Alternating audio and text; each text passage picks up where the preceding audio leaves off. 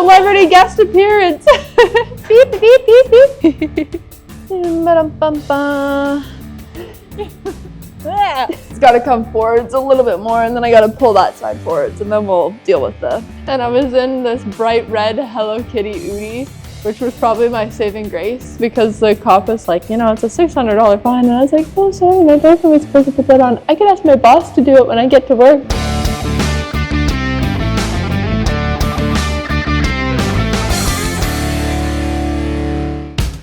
Well, show Mike what you brought him. Matt gets nothing. Oh, look at that. Oh, cookies. Only abuse. I'm only allergic to abuse. Oh, I put arsenic in there. Thank you very much. You're welcome. Okay, we'll save those for next coffee break. Positive reinforcement. Yeah, what would you bring for Lincoln? He needs a reinforcement. I already gave him half of a frickin', what do you call it, a quiche? Oh, did you see here? Did you do a tour of the car? Let's see what we got accomplished. What do you got left, Cass? I don't see that welder going. What's going on? TikTok. We're running out of time. Anyway, we got a lot of dust production made yesterday. Good job. Look at this, eh? Wow. Did you get the hood stripped? 90%. All I got left is that.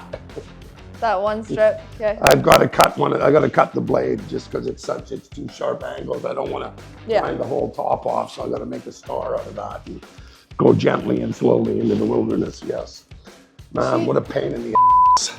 How many hours do you think it's taking you to strip that hood? Probably 2 hours, 2.5. It was a lot of it's painful hard stuff. But it's pretty good. Yeah. I mean, it's got a few high spots and wibbles, but I mean, it's a nice hood. Yeah, it is. Right? Nice Considering they don't make any, and that's the one we have. It was a lot better than this one. The rest of the car is stripped. Might have a little bit of rust repair here, but it's a pretty good looking piece. Yeah, there's a couple, like I think that's a rust hole there, so I might just try to like spot it. Yeah. Just lay it in and grind it down. Yeah, I mean the rest is a nice piece. Yeah, it is a nice piece. It is a nice piece. It's better than that other one. Yeah, we can just use a little blaster. I can take it out and hit those pieces and those. And yeah, way better than the other one. Yeah. JJ collected a lot of nice pieces. Do you have any of those Scotch-Brite discs? I think we might have some of the the jet ones left. They don't last long, but I think if we got them, we can use them up. Let me see. We should. I think Blair put them in here. Yeah, look. Oh, perfect. Scotch-Brite. Actual Scotch-Brite. Nice. Anyways, these are really good for removing paint, and they're really good for removing it in really tight areas if you don't want to use like a grinder or something, because a grinder will take off metal. These things will not take off metal, not at all. They don't grind anything that's not very soft, so it's good to get in like tiny little corners, especially if you're gonna have to like be there for a while and like whatever. So that's what they're good for. Little Scotch-Brite disc. And also they're good for getting like rust out of like areas as well. But they don't last very long. No, but they do a good job. Yeah, but they do a good job.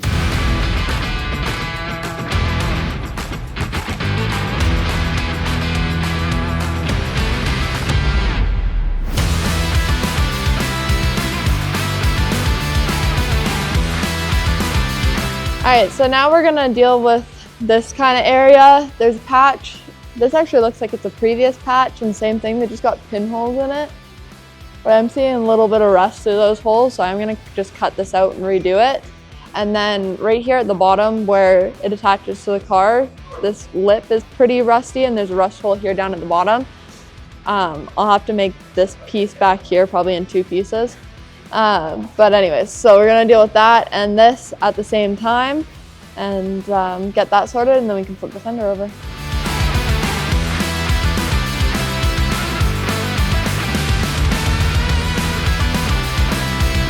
All right, so now here on the edge, I've got the rest of the patch cut out, but I didn't cut on this edge. I don't want to replace the flange on the backside because it still looks good, and I don't want to have to go through the extra effort of replacing it if we don't have to.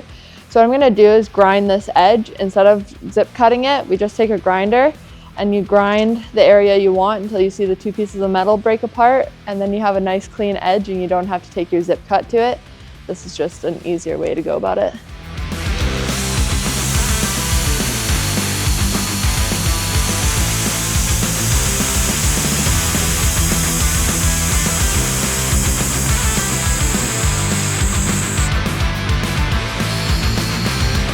That's what that edge looks like when you know that you've cut through enough. As soon as you start seeing the metal split like that, keep moving on because you don't want to grind past that because then you're just going to grind away your inner.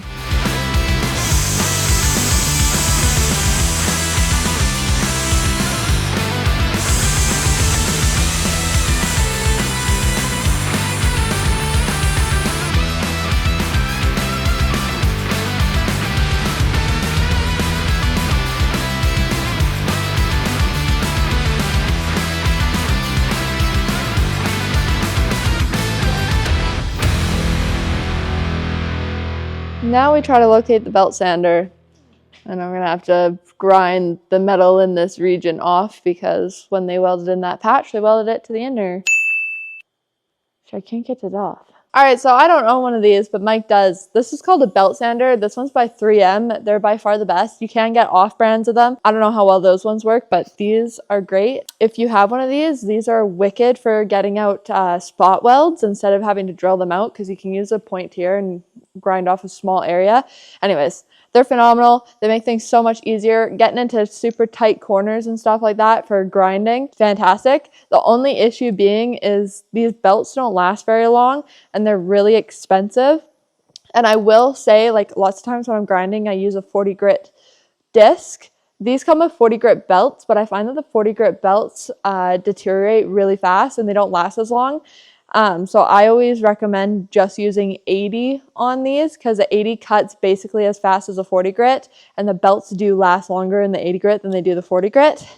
The only thing you have to watch out for is if you have like a sharp edge, try not to get the edge of the belt caught because it just cuts the belt right away and then they fly off, and these belts are super expensive. So be careful on, you know, where you're catching. I care about it. It's okay, Josh. Cassidy's here. Yes, I know. That's a new surprise. No, she's here working until you stopped, and now she's not working, so just leave her What do alone. you need? You've got the Lamons in here, Okay, yeah. okay? Cass is here helping on, yes, on the pink Charger. We drove the other pink Charger in. Yes. We had two really good fenders. They need a little bit of work, but That one's actually mint, this that one. one's mint. But as everyone knows, Well, except for a couple dents, but this one has some rust. this one, yeah, but minor pieces. Yeah. I mean, as anyone that's into Chargers knows, 1970. The rust patches are like this big on this fender. Yeah. There's only a couple of them, so. Why don't you just buy one? They don't make them. They're like $2,000 to $3,000 a fender if you can find one. Don't be tight, it's not right, as Yeah, someone but you says. can't find them, right? So Cass is gonna change this little Well, I piece spent out. $3,000 on a new one when you can spend Yeah. $230 in my labor and. That's right, one day. Is it? Yeah, so Okay. probably not even one day. I Yeah. mean, really. So basically you're saying it's more cost effective just to fix this. Yeah, but why, and you can't find them. I know people that have been looking for fenders for years. Well, not looking hard enough, I guess. Well, they just don't wanna pay $6,000 for a set of Well, fenders. welcome to Mopars. Well, I know. I've been told. Hey, if you wanna see something worse than Mopar, start working on a Porsche. $900 for a door panel. Yes, you've been complaining to me. Yes, for I know. About how expensive it is. Yes, anyway, so this is the rest of the car. We basically got it all stripped. Anyway. For wet work. Anywho's it.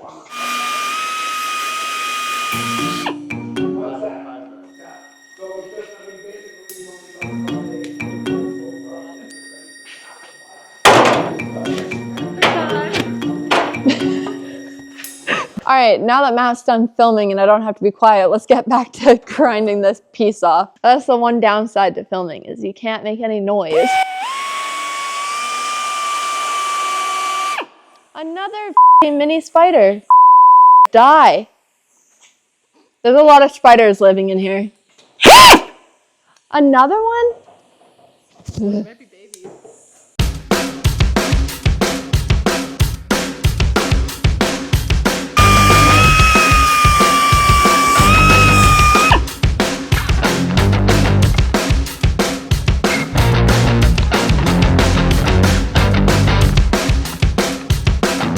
Still wanted to keep some of the shape of this. Can you just, thank you.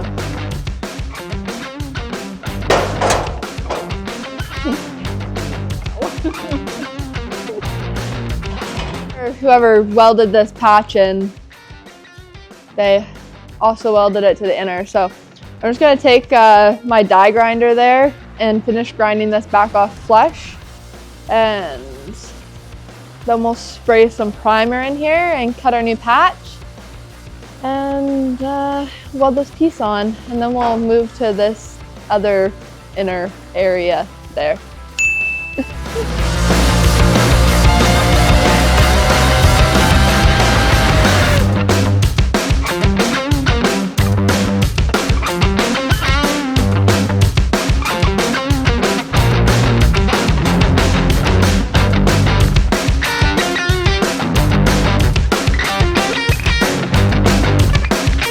Excuse me, sir?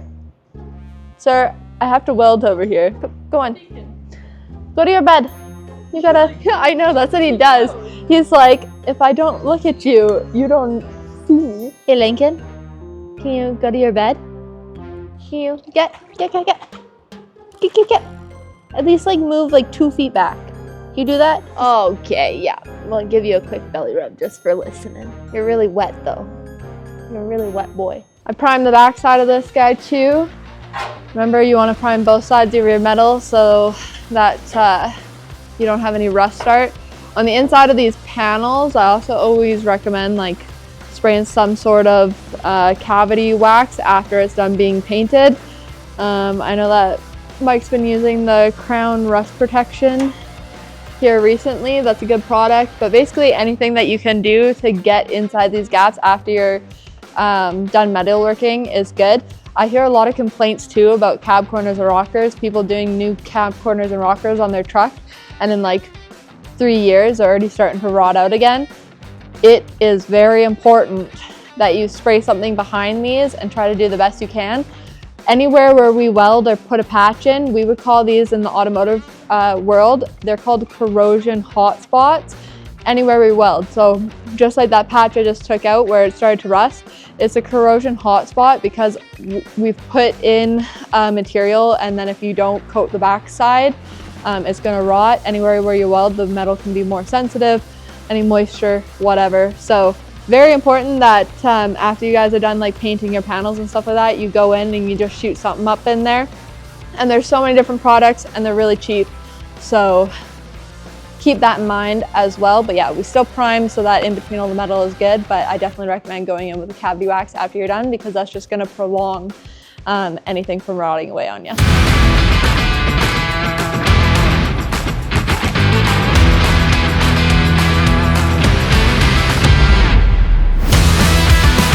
It's done. Look at that. Sorry, Kat told me to tell you guys it was done. Anyways, patch is in. Looks good. Ooh, look at that. It's actually not too bad. Anyways, where accidents unhappen. Pretty sure that's trademarked. To finish the other patch, I actually was able to zap those couple holes closed that were on the top of the fender there. So we're gonna start with this guy. This guy I'm gonna actually make in 2 pieces. It's just easier that way. But I'll make this bottom piece all in one. I'll just cut out a little piece of steel, use the brake to just put 2 bends in it, and then I'll actually just take a flat piece and weld it here, and then afterwards I'll go in with a Dremel and make the same shape. So anyways, easy patch, but you got to make it in 2 pieces. You could try making it 1 piece, but it's just going to be way faster if you make it in 2 pieces. So that's what I'm going to do. So yeah, anyways, I'm going to cut this piece out and then we'll go bend up some steel, and yeah, that's all I have to say.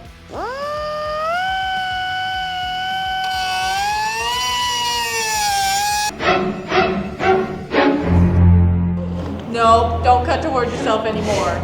Bad. No. Did you get that on camera? Jesus, I'm watching you and I'm like, that's a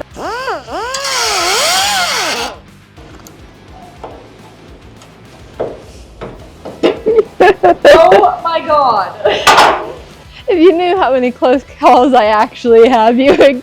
I'm watching you though, and I was like, that's a bad idea. She shouldn't be cutting towards herself like that. I went, whew, and I was like, for fuck's sake. I knew it was a bad idea too, but I thought I'd give it a shot anyways. No injuries happened in the filming of this video.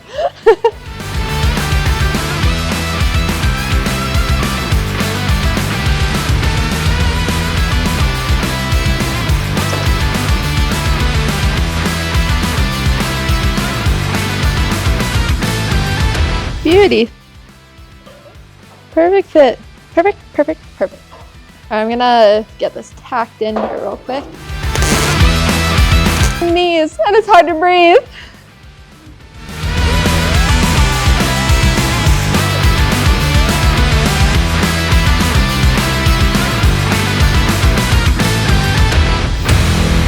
Alright, so I've got this all tacked together, got my edges ground.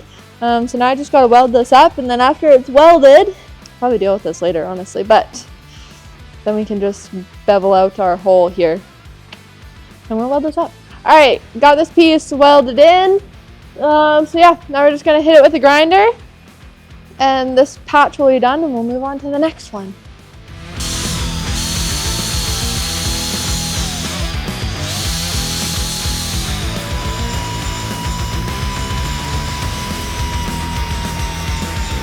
Alright, so this patch is all welded in. I just gotta Dremel out this hole, but I also don't know where Mike keeps his Dremel bits, or if he has any.